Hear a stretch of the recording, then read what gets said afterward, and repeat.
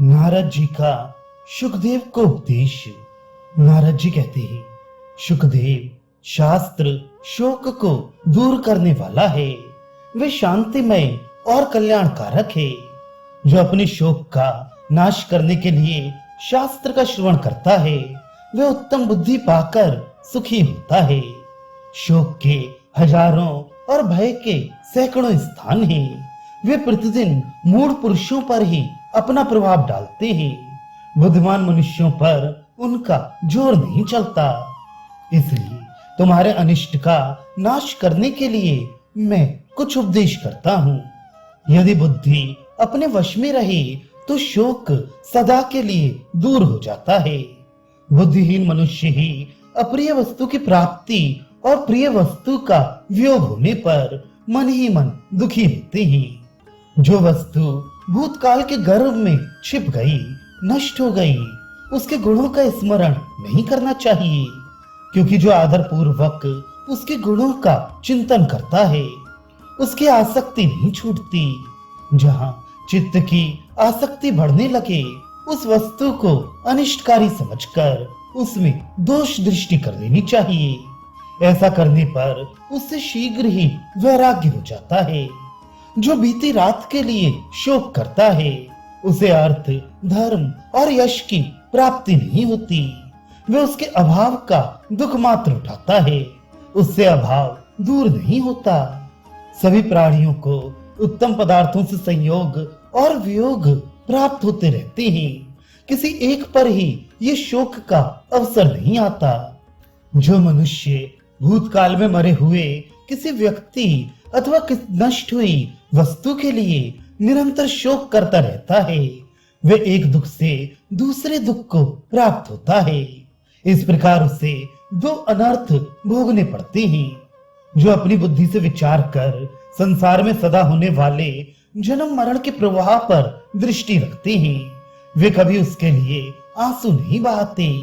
जो सबको सम्यक दृष्टि से देखता है, उस ज्ञानी को कभी अश्रुपात होता ही नहीं। यदि कोई शारीरिक या मानसिक दुख उपस्थित हो जाए और उसे दूर करने में कोई उपाय काम न दे सके, तो उसके लिए चिंता नहीं करनी चाहिए। दुख दूर करने की सबसे अच्छी दवा यही है कि उसके लिए चिंता न की जाए। चिंता करने से वह घटता नहीं, बल्कि और बढ़ता जाता है। इसलिए मानसिक दुख को बुद्धि से और शारीरिक कष्ट को औषध सेवन के द्वारा नष्ट करना चाहिए। शास्त्र ज्ञान के प्रभाव से ही ऐसा होना संभव है। दुख बढ़ने पर बालकों की तरह रोना उचित नहीं। रूप, यौवन, जीवन, धन संग्रह, आरोग्य और प्रियजनों का सहवास, ये सब अनित्य हैं। विद्वान पुरुष को इनमें आसक्त नहीं होना चाहिए। सारे देश पर आए हुए संकट के लिए किसी एक व्यक्ति को शोक करना उचित नहीं है। यदि उस संकट को टालने का कोई उपाय दिखलाई दे, तो शोक छोड़कर उसे ही करना चाहिए। इसमें संदेह नहीं कि जीवन में सुख की अपेक्षा दुख ही अधिक होता है, किंतु जो सुख और दुख दोनों की ही चिंता छोड़ देता है, वह अक्षय ब्रह्म को प्राप्त हो जाता है। धन के उपार्जन में बड़ा कष्ट होता है, उसकी रक्षा में भी सुख नहीं है, तथा उसे खर्च करने में भी क्लेश ही होता है। अतः धन को प्रत्येक अवस्था में दुखदायक समझकर उसके नष्ट होने पर चिंता नहीं करनी चाहिए। मनुष्य धन का संग्रह करते करते पहले की अपेक्षा ऊंची स्थिति को प्राप्त होकर भी कभी तृप्त नहीं होते। वे और अधिक की आशा लिए हुए ही मर जाते हैं। इसलिए विद्वान पुरुष सदा संतुष्ट रहते हैं। संग्रह का अंत है विनाश, ऊंचे चढ़ने का अंत है नीचे गिरना, संयोग का अंत है वियोग और जीवन का अंत है मरण। तृष्णा का कभी अंत नहीं होता, संतोष ही परम सुख है।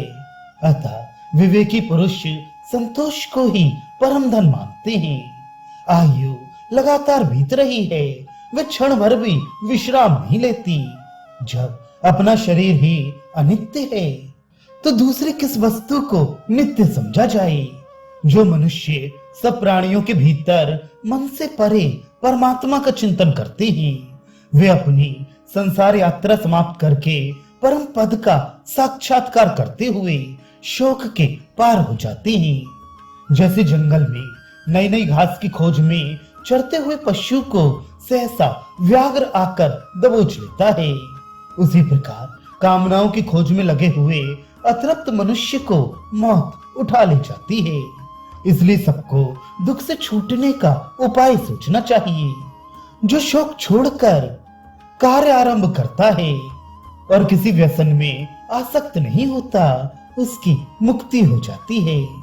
धनी हो या निर्धन, सबको उपभोग काल में ही शब्द, स्पर्श, रूप, रस और गंध आदि विषयों में किंचित सुख का अनुभव होता है।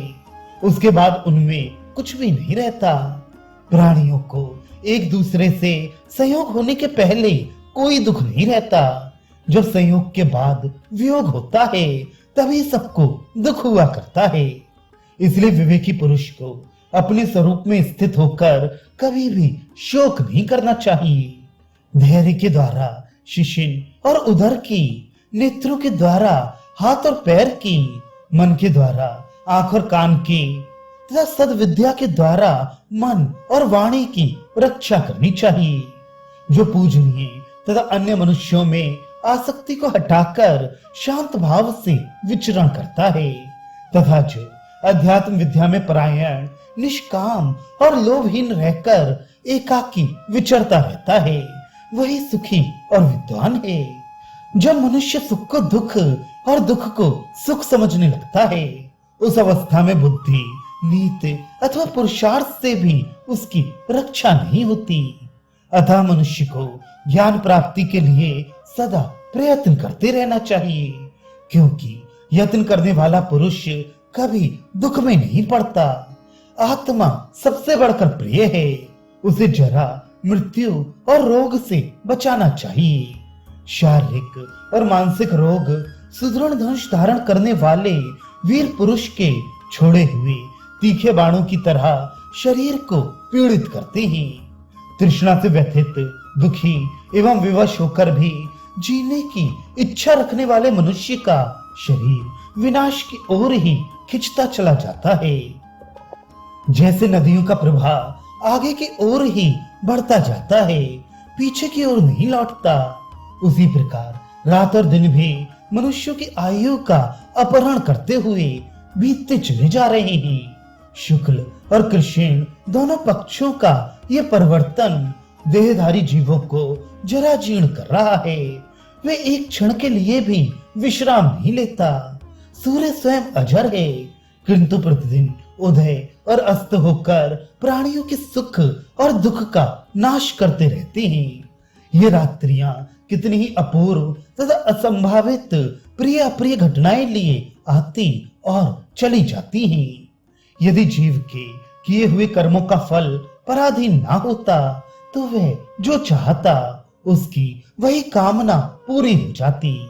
बड़े बड़े संयमी, चतुर और बुद्धिमान मनुष्य भी अपने कर्मों के फल से वंचित होते देखे जाते हैं तथा गुणहीन, मूर्ख और नीच पुरुष भी किसी के आशीर्वाद के बिना ही समस्त कामनाओं से संपन्न दिखाई देते हैं।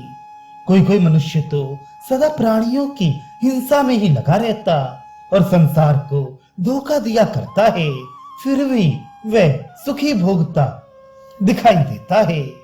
कितने ही ऐसे ही जो कोई काम ना करके चुपचाप बैठे रहते हैं, फिर भी उनके पास लक्ष्मी अपने आप पहुंच जाती है।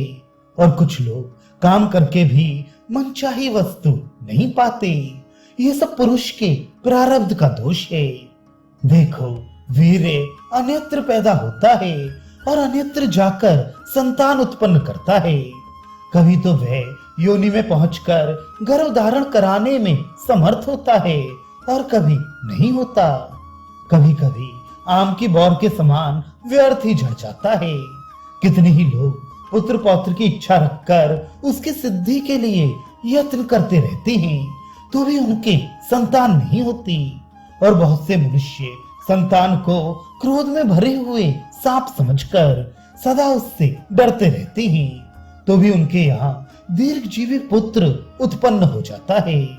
कितने ही गर्व ऐसे हैं जो पुत्राभिलाषी दीन स्त्री पुरुषों द्वारा देवताओं की पूजा और तपस्या करके 10 महीने तक सुरक्षित रहने के बाद भी पैदा होने पर कुलांगार निकल आते हैं, तथा बहुत से ऐसे हैं जो आमोद प्रमोद में ही जन्म धारण करके पिता के संचित किए हुए अपार धन धान्य और विपुल भोगों के अधिकारी होते हैं। कुछ गर्भ माता के पेट से गिर जाते हैं, कुछ जन्म लेते हैं और कितने ही जन्म लेकर भी मर जाते हैं। जैसे व्याध छोटे मृगों को कष्ट पहुंचाते हैं, उसी प्रकार जब मनुष्यों को नाना प्रकार के रोग पीड़ित करते हैं तो उन्हें उठने बैठने की भी शक्ति नहीं रह जाती।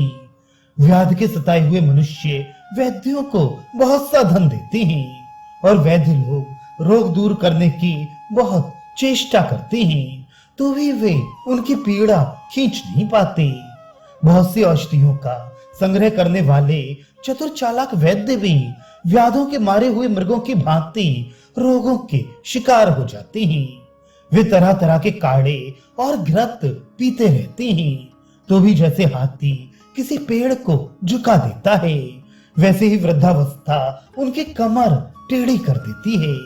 इस पृथ्वी पर मृग, पक्षी, शिकारी जंतु और दरिद्र मनुष्यों को जब रोग सताता है तो कौन उनकी चिकित्सा करने जाता है?